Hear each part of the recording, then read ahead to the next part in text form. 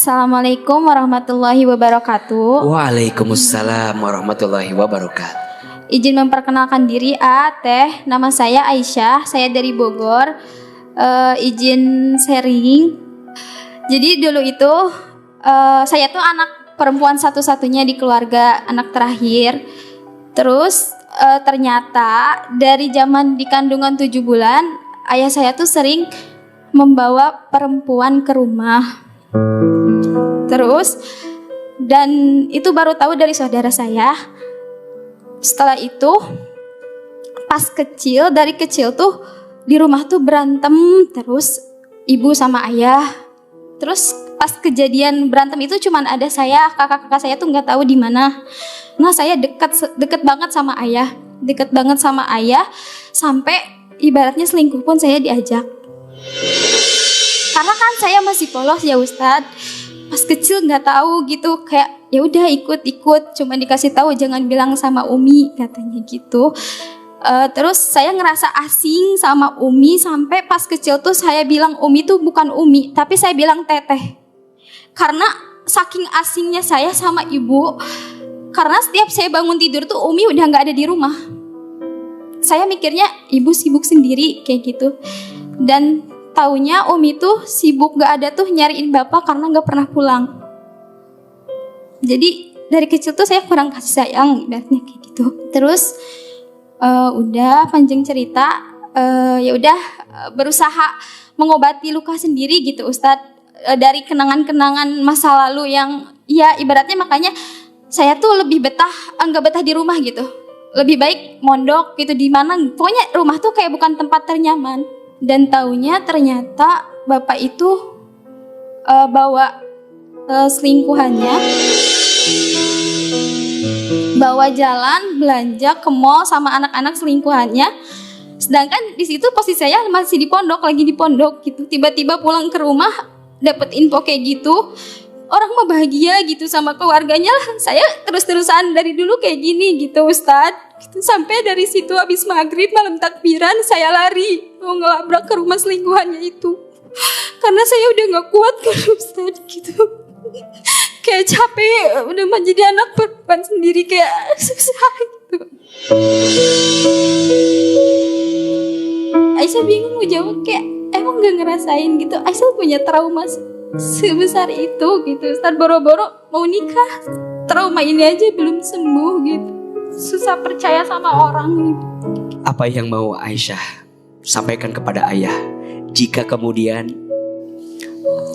yang Aisyah hadirkan hari ini mungkin Bapak menyaksikan? Apa yang mau Aisyah sampaikan? Aisyah pengen kayak dulu lagi deket sama Bapak.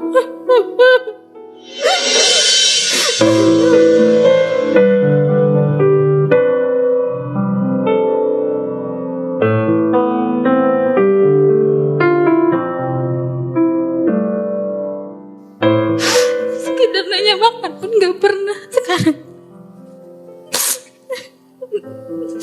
Di asrama pada diteleponin sama orang tua aja enggak.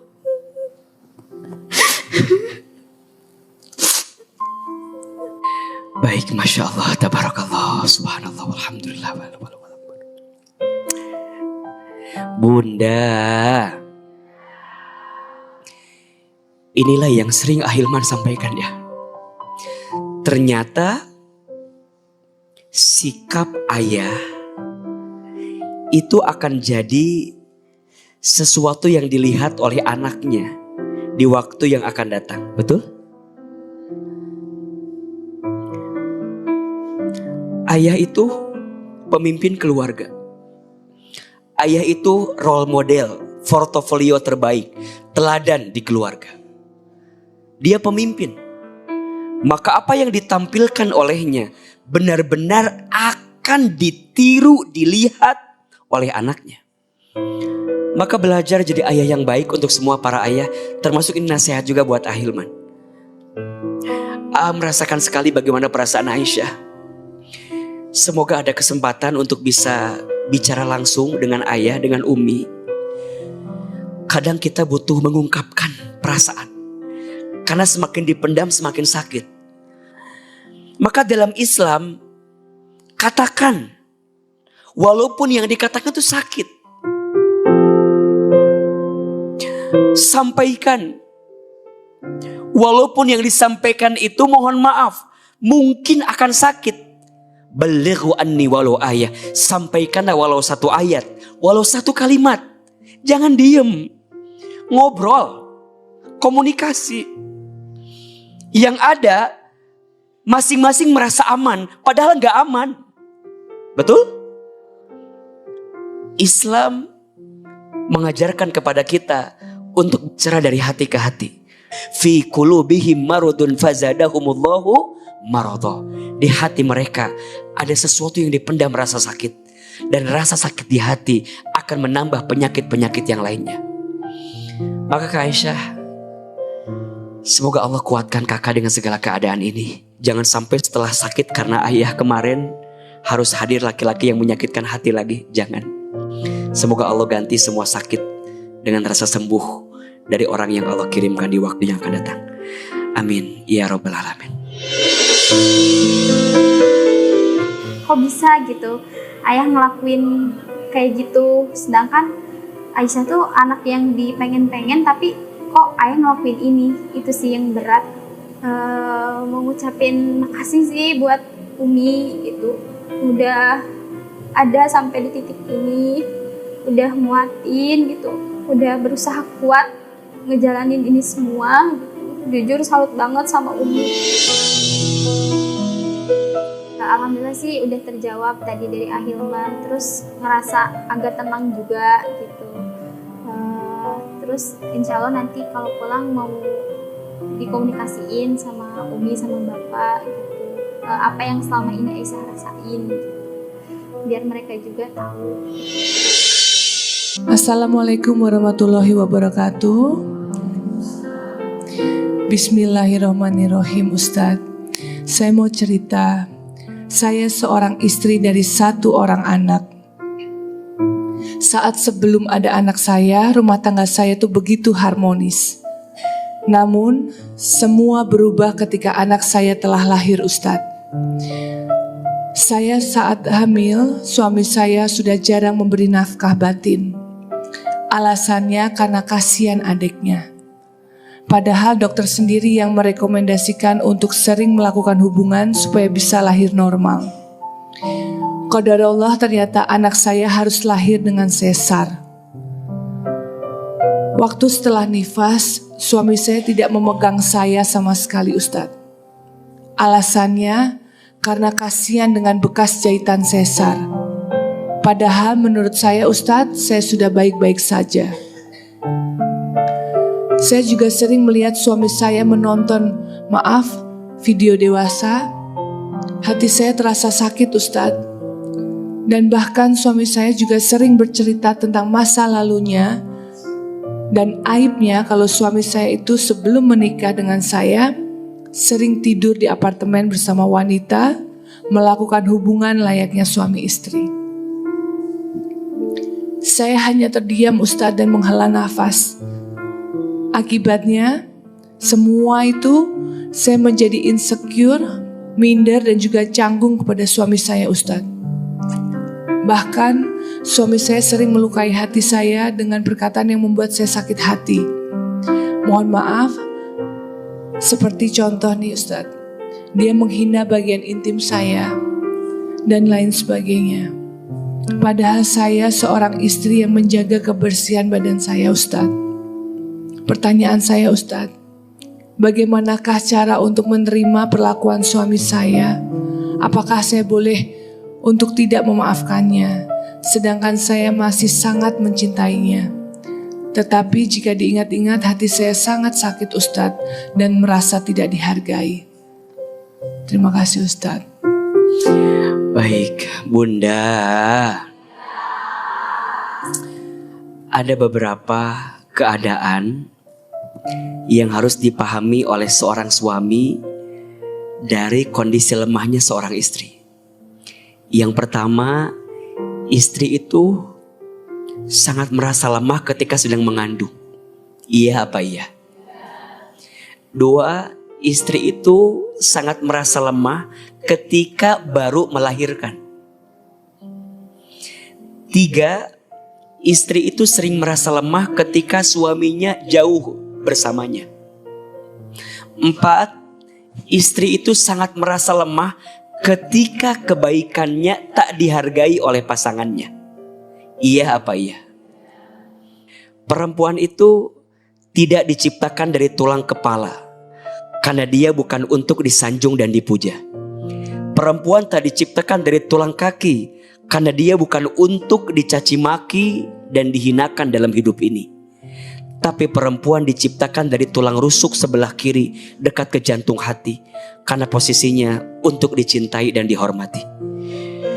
Maka tidak mudah mengembalikan rasa sakit itu memang. Ada istilah al-mar'atu kal mir'ah. Perempuan itu seperti cermin. Cermin itu kalau sudah pecah, engkau bisa merangkai kembali pecahan cerminnya, tapi pantulan cahayanya tidak akan sama seperti sedia kala. Itulah hati perempuan. Kalau sudah sakit, mudah memaafkan, tapi tak mudah melupakan.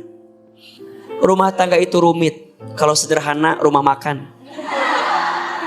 Apalagi kalau suami punya kebiasaan yang buruk. Melepas dari kebiasaan melihat yang tidak baik itu susah. Itu tuh sesuatu yang merusak akal. Ya kadang suami begitu tuh butuh kitanya lebih aktif sedikit untuk bisa lebih diyakinkan keadaannya. Semoga Allah memperbaiki semua keadaan rumah tangga kita. Amin. Amin ya rabbal alamin. Tapi Ustadz, terkadang tuh kan laki-laki tuh kan gak mudah diajak ngobrol ya Ustadz. Itu biasanya gimana itu Ustadz? Mungkin ibu-ibu di sini juga butuh tips ya gitu kan. Terkadang alasannya suami pulang kerja capek ya kan. Benar gak ibu-ibu? Gimana Bunda? Ini dari Bunda ya, betul ya. Jadi cara menyampaikannya seperti apa gitu Ustadz? Iya, ada istilah laki-laki tidak bercerita kan. Iya kan? Yang bercerita siapa? Perempuan. Terus laki-laki ngapain? Apain Ustadz? Biasanya laki-laki itu yang dibutuhkan ketenangan. Kalau dia di rumahnya tidak mendapatkan ketenangan, dia akan mencari ketenangan di luar rumah. Pertanyaannya, apakah tenang itu harus diam? Enggak. Tenang itu bukan diam. Tenang itu hadirnya kita menjadi sesuatu yang membahagiakan perasaannya.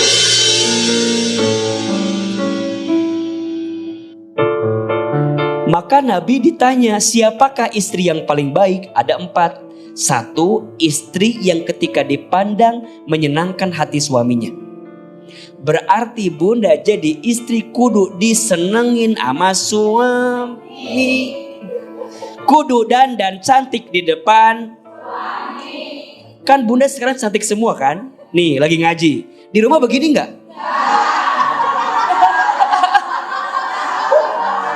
Oh di rumah nggak begini? Iya. Duh. Jadi harus make up Ustadz? Iya, di rumah tanya, sayang, kamu sukanya aku gimana kalau di rumah?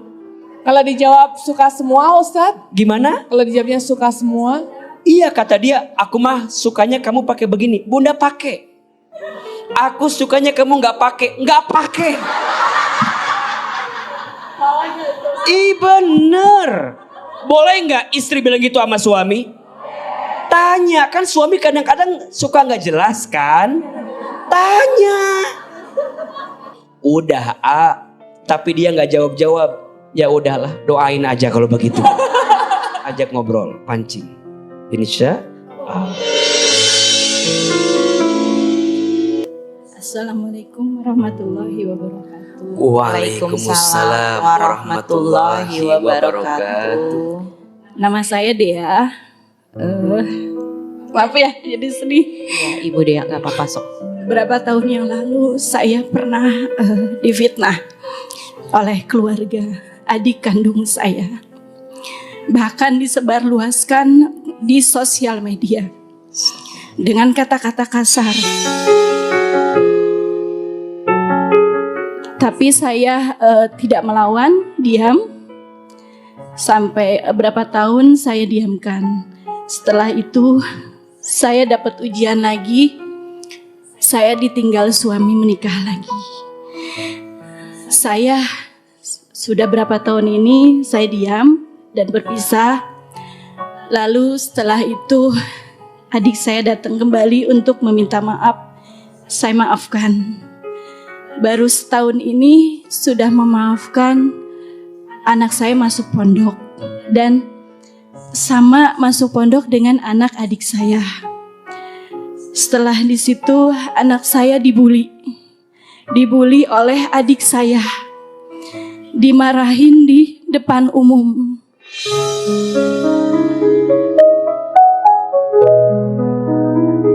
Itu saya difitnah karena mengusir orang tua ataupun meminta apa yang sudah saya berikan kepada orang tua.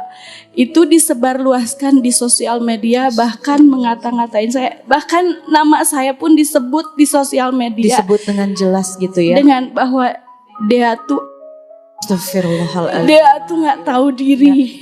Dia tuh seperti itu ya. Yang saya belum bisa terima ini masalah anak di pondok. Anak saya dimarahin di depan umum. Bahkan dia sebutkan itu yang paling anak saya sakit drop. Dia menyebutkan papahnya. Sampai dia bilang, kamu selalu bikin masalah. Sudah tahu papa kamu jauh. Sudah tahu papa kamu sudah tidak pernah nengokin kamu.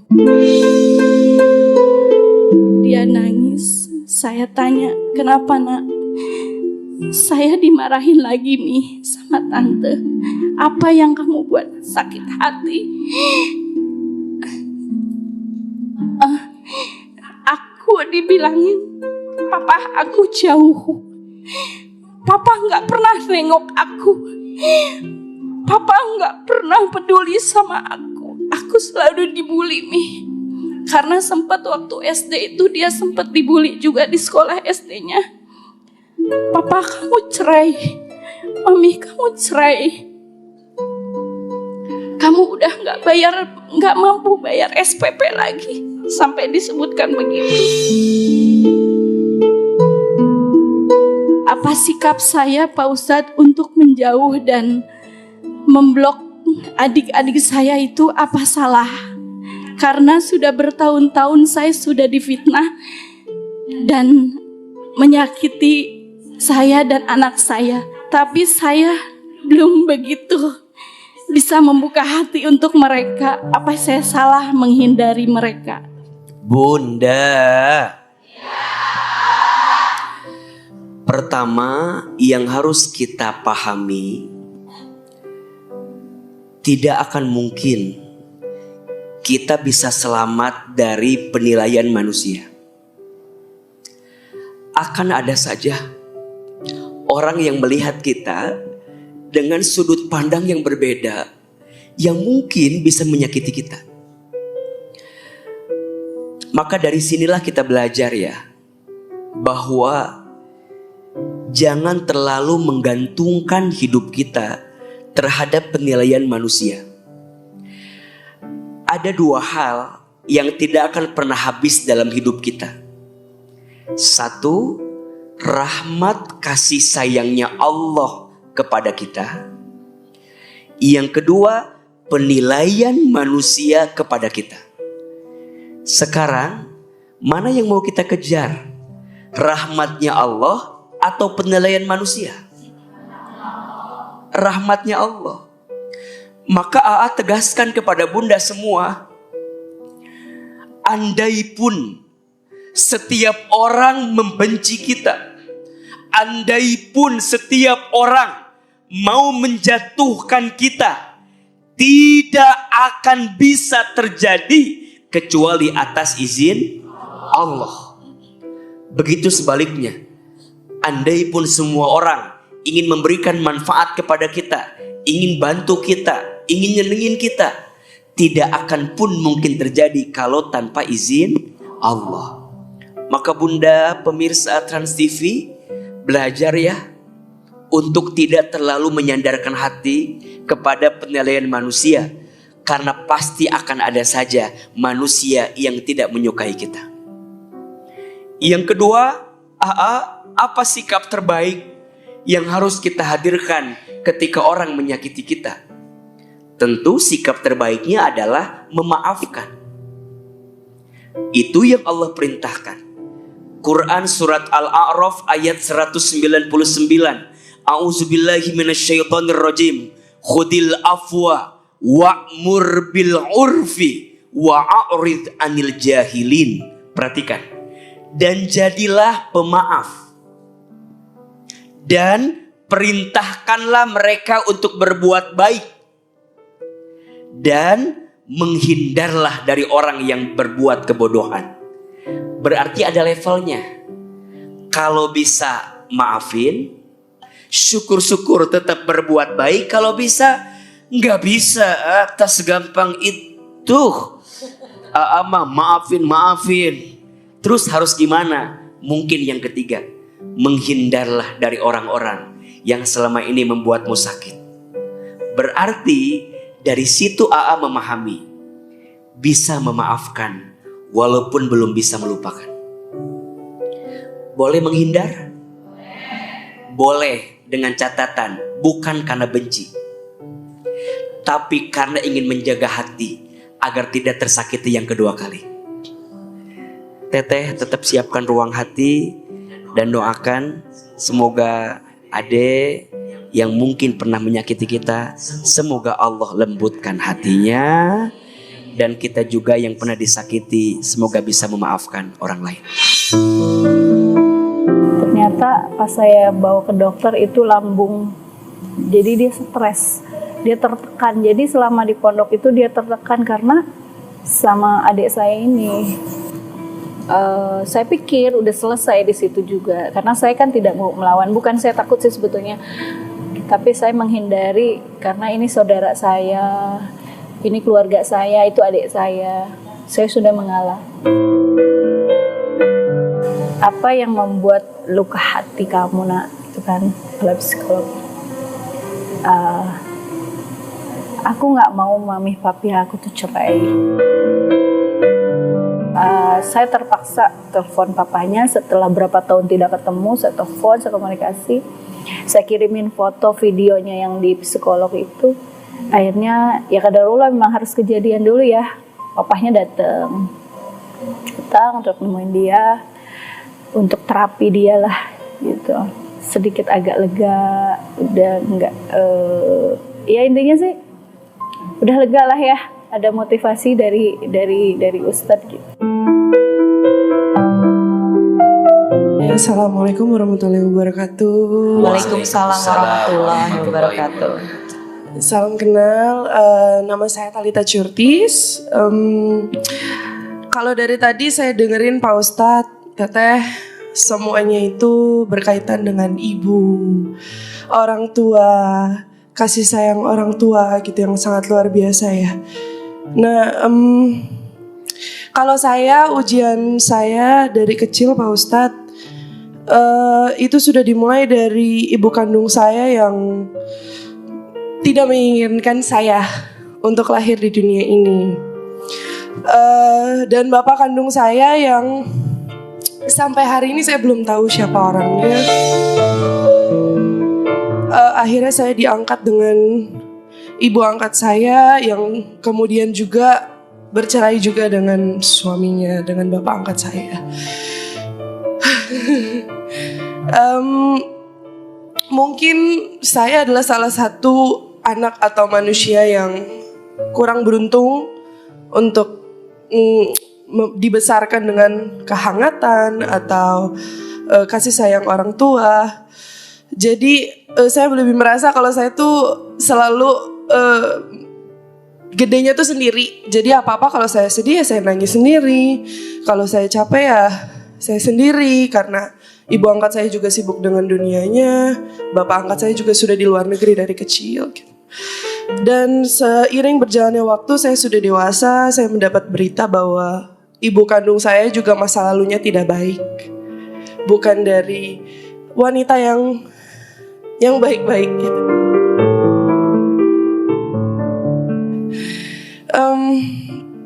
Tapi saya berusaha untuk berdamai dengan itu semua, dengan apa yang sudah terjadi, dengan masa lalu saya, dengan segala macamnya akhirnya saya berfokus dengan dunia karir saya, yaitu saya acting, saya syuting, saya ya memberikan yang terbaik apa yang saya bisa gitu. Tapi yang namanya ujian ya Pak Ustadz, Allah selalu kasih ujian manusia ya pada waktunya gitu. Saya dikasih ujian yang silih berganti gitu. Dari saya merasanya pintu rahmat Allah tuh ditutup, rezeki diambil satu persatu sampai akhirnya saya harus tinggal di petakan, jualan di pinggir jalan, panas-panasan, jalan kaki, bawa-bawa bakul nasi. Jadi kalau diinget-inget tuh berat juga ya gitu. Nah saya pertanyaannya tuh Pak Ustadz lebih ke apakah keterpurukan saya itu adalah berasal dari saya dan keluarga saya, dan gimana caranya pintu rezeki saya itu dibuka selebar-lebarnya, dan juga apakah yang terjadi dalam hidup saya itu berhubungan dengan masa lalu saya.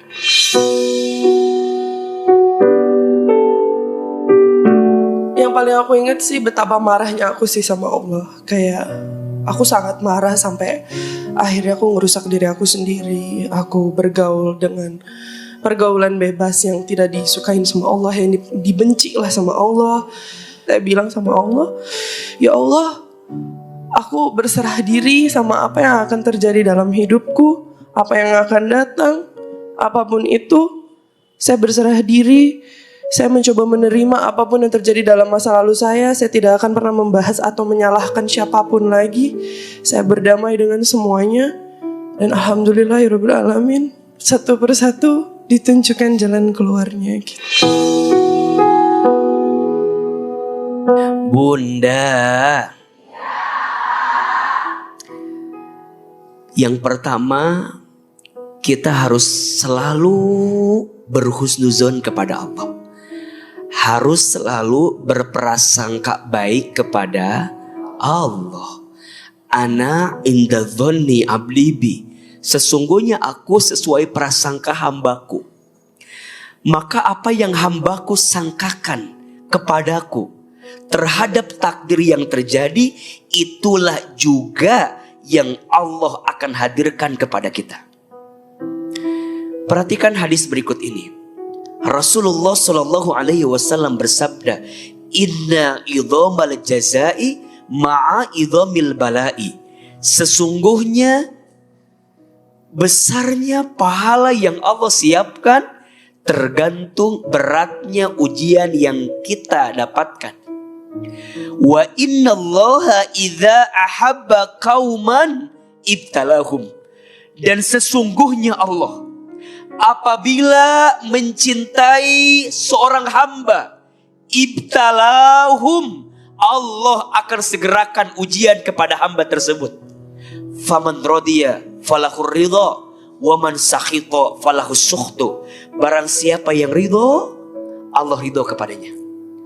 Dan barang siapa yang marah, yang benci dengan ketentuan Allah, maka Allah pun marah benci kepadanya. Tolong catat baik-baik.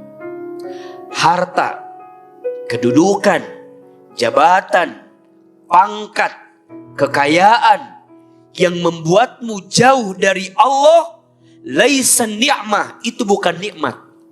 Bal istidraj, itu namanya istidraj. Jelas? Akan tetapi semua rasa sedih, semua rasa sakit, kecewa, terjatuh, miskin, susah, dunia hilang, tapi keadaan itu membuat kita makin dekat dengan Allah. Hadhihi nikmah, ini namanya apa? Nikmat. Maka Mbak Talita bersyukur. Kalau semua yang kemarin didapat dengan cara yang tidak baik, pasti dengan caranya Allah akan ambil. Dan kita harus ridho, harus ikhlas. Lebih baik selesai di dunia daripada dihisab di akhirat. Betul? Boleh kita baca? Agar kita dicukupkan, dikayakan. Mau? Agar apa? Dicukupkan, dikayakan. Bismillahirrahmanirrahim. Allahumma kfini bihalalika an haramika wa aghnini bifadlika amman siwaka. Ya Allah, cukupkan aku dengan yang halal dan jauhkan aku dari yang haram, dan kayakan aku dengan karuniamu daripada aku bergantung kepada selainmu. Amin. Ya Allah, dulu saya salah, tapi rahmat-Mu lebih luas daripada kesalahan saya. Ya Allah, dosa saya banyak, iya, tapi ampunan-Mu lebih luas dibanding dosa-dosa saya. Karena Rahman Rahimnya Allah lebih besar daripada azabnya Allah. Ya, bismillahirrahmanirrahim. Assalamualaikum warahmatullahi wabarakatuh, Pak Ustadz dan Teteh. Waalaikumsalam warahmatullahi wabarakatuh. Ya, sebelumnya perkenalkan, nama saya Arilistia. Jadi saya seorang penyandang disabilitas.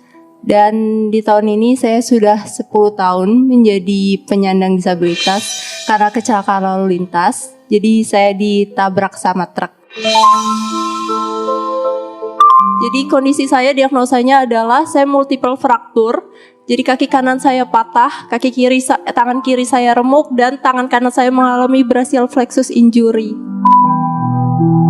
Ya, selama ini saya sudah menjalani 6 kali operasi, dan selama 10 tahun terakhir begitu banyak nikmat yang Allah cabut dari saya. Dan selama ini 10 tahun saya sudah berusaha berikhtiar. Di setiap malam Lailatul Qadar itu saya cuma minta supaya saya bisa melakukan aktivitas sehari-hari lagi seperti dulu gitu. Qadarullahnya sampai hari ini itu saya masih kesulitan untuk melakukan aktivitas sehari-hari sendiri. Jadi puasa saya kesulitan untuk pakai baju sendiri dan juga pakai hijab untuk menutup aurat saya. Tapi saya ridho Pak Ustadz, saya ikhlas. Tapi saya mempunyai kekhawatiran, di mana mungkin kekhawatiran ini juga dirasakan para ibu dan juga keluarga yang memiliki anak berkebutuhan khusus, di mana ketika nanti ibu saya meninggal lebih dulu daripada saya, itu saya gak kebayang gitu Pak Ustadz gimana rasanya. Kekhawatiran saya juga nanti ketika ibu saya meninggal, nanti saya gimana hidupnya gitu Pak Ustadz. Pertanyaannya mungkin yang pertama, bolehkah Pak Ustadz saya berdoa kepada Allah meminta kalau saya duluan yang meninggal daripada ibu saya?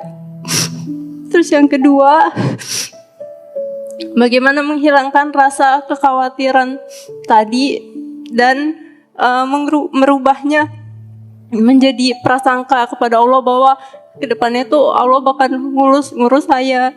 Dan adakah ayat yang mungkin bisa membuat saya dan teman-teman penyandang disabilitas lainnya lebih berprasangka baik lagi kepada Allah ke depannya? Dan pertanyaan terakhir Pak Ustadz, karena saya juga di tahun ini memasuki umur yang 30, yang mana mungkin kalau di Indonesia itu banyak kekhawatiran bagi perempuan, apalagi yang belum menikah seperti saya. Mungkin adakah amalan buat saya dan perempuan lain yang belum menikah agar bisa segera menikah? Seperti itu Pak Ustadz. Masya Allah. Kalau boleh tahu, apakah ibu hadir di sini? Hadir. Ibu, ibu, Masya Allah, ibu. Assalamualaikum. Boleh tahu namanya ibu? Susianti. Ibu Susianti. Ibu Susianti berarti sudah 10 tahun terus mendampingi. Kalau boleh tahu kegiatannya sehari-hari Mbak Ari ini apa? Kegiatannya saat ini saya ngonten.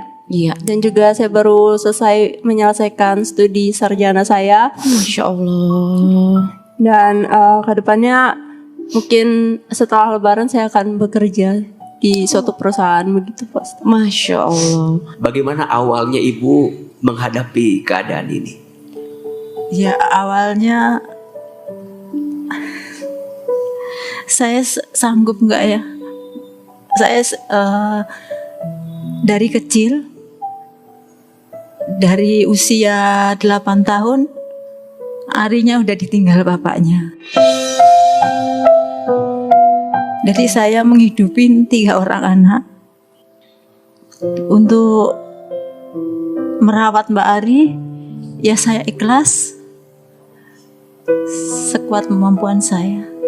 Ibu tadi Mbak Ari bilang,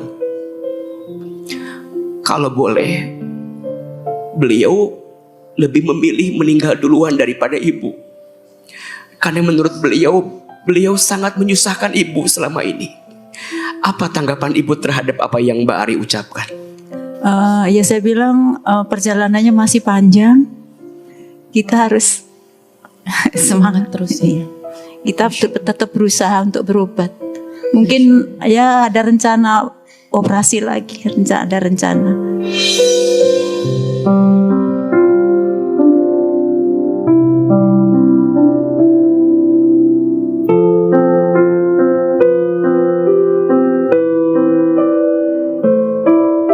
Bunda,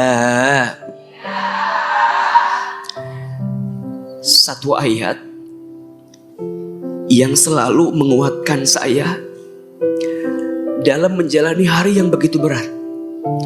Ayatnya surat Al-Baqarah ayat 286. A'udzubillahi minasyaitonirrajim.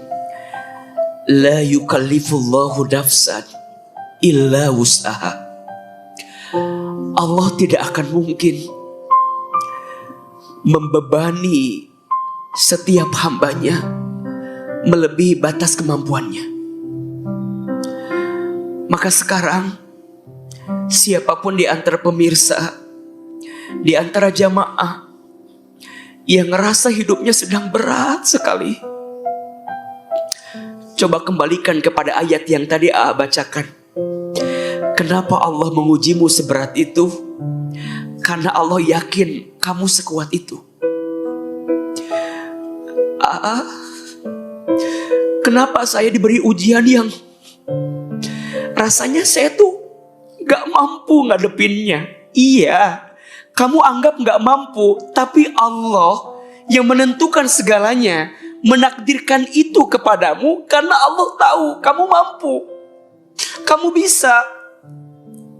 Allah aja yakin sama kita, masa kita gak yakin dengan diri kita? Maka percayalah, tidak mungkin sesuatu itu diletakkan pada diri seseorang kecuali Allah sedang siapkan banyak kebaikan. Maka Mbak Ari, yang terjadi ini sudah menjadi ketentuan Allah. Terus berdoa sama Allah, ya Rob, kalau rasa sakit ini adalah caramu mencintaiku, maka aku ridho ya Allah menerima ini semua. Dalam hadis kursi Allah sampaikan, barang siapa hambaku mendapatkan sesuatu yang dia tidak harapkan itu terjadi, tapi dia sabar, tapi dia ridho, dan dia mengharap ampunan Allah serta pahala dari Allah atas rasa sakit yang dia terima, maka setiap rasa sakit yang dia rasakan menghapuskan dosa yang pernah kita lakukan. Bahkan Allah siapkan pahala terbaik di surganya. Siapapun yang ujiannya disegerakan di dunia, maka nanti Allah ringankan hisabnya di akhirat. Hari ini kita diajarkan tentang keiridoan dan keikhlasan. Dan Mbak Ari jangan bilang, aku dulu yang mati aja, jangan ibu dulu, jangan. Karena hidup mati itu ketentuan Allah. Kalau Allah mau, bisa saja kalian berdua tumbuh dalam kasih sayangnya Allah, panjang umur dua-duanya. Kenapa harus minta salah satunya tiada? Ya Allah, panjangkan umur ibuku. sehatkan badan ibuku, agar dia terus ada bersamaku. Dan saya mau menyampaikan ya, untuk semua yang masih ada ibu, tolong pegang erat-erat, jaga baik-baik. Selama ibumu masih ada, semua akan baik-baik saja. Kenapa Ustadz? Yang paling mahal dari ibu itu bukan sosoknya, tapi doanya. Kalau sosoknya gak usah ditanya, pasti iya. Makanya wajar mungkin Mbak Ari bertanya, kalau ibuku gak ada nanti aku gimana? Dan ingat, jangan insecure dengan keadaan yang Allah berikan. Karena Allah menciptakanmu dengan bentuk yang paling sempurna. Laqad khalaqnal insana fi ahsani taqwim. Sungguh kami telah menciptakan manusia dalam bentuk yang paling sempurna. Termasuk kita semua jangan pernah menghina, jangan pernah merendahkan saudara kita yang disabilitas. Jangan pernah menghina, karena bagaimanapun beliau semua adalah ciptaan Allah, hambanya Allah. Maka tetap hormati, hargai, mohon maaf saudara kita yang disabilitas, tapi keadaannya membuat dia dekat dengan Allah, boleh jadi lebih mulia dalam pandangan Allah daripada kita yang seakan-akan sempurna tapi jauh dari Allah subhanahu wa ta'ala. Ingat, tangis air mata yang membuatmu lebih dekat ke Allah, lebih Allah cintai daripada tawa bahagia yang membuatmu jauh dari Allah subhanahu wa ta'ala. Mudah-mudahan Mbak Ari tetap semangat. Urusan jodoh gak usah jadi kekhawatiran. Jodoh sudah tercatat, tak mungkin tersesat. Minta saja sama Allah. Sekarang Mbak Ari harus berdamai dulu dengan keadaan Mbak Ari, sampai nanti akan ada orang yang damai datang ke hati kita. Insya Allah. Karena kalau kita belum berdamai dengan diri kita, rasanya agak sulit untuk bisa mendapatkan orang yang datang dalam hidup kita. Berdamai dengan semua keadaannya, rasanya jodoh akan segera datang selama hati kita berdamai dengan keadaan. Amin. Amin. Insya Allah. Yang ngebuat saya tegar selama ini jalanin ujian itu ibu saya. Karena saya ngeliat ibu saya selama ini ngurusin saya. Jadi saya pengen berubah untuk lebih baik lagi supaya bisa ngebahagiain ibu. Saya sempat mau nikah, tapi ditolak sama keluarga laki-laki. Dan tantenya itu bilang kalau saya itu kan dengan kondisi disabilitas, saya itu nggak mungkin jadi apa-apa dan saya akan jadi beban buat keponakannya nanti. Itu sih yang paling membuat saya terpukul, dan saya di situ omongan itu saya jadikan motivasi supaya saya terus berkembang, dan hingga sekarang Cibiran itu jadi motivasi saya buat nggak males ngonten, buat nggak males untuk improve diri dan belajar diri, improve diri lebih baik lagi. Seperti yang Ustadz Hilman tadi bilang, ujian itu dititipkan kepada kita yang mampu, dan kita sebagai penyandang disabilitas itu dianggap mampu sama Allah. Jadi tetap semangat dan terus mengembangkan diri.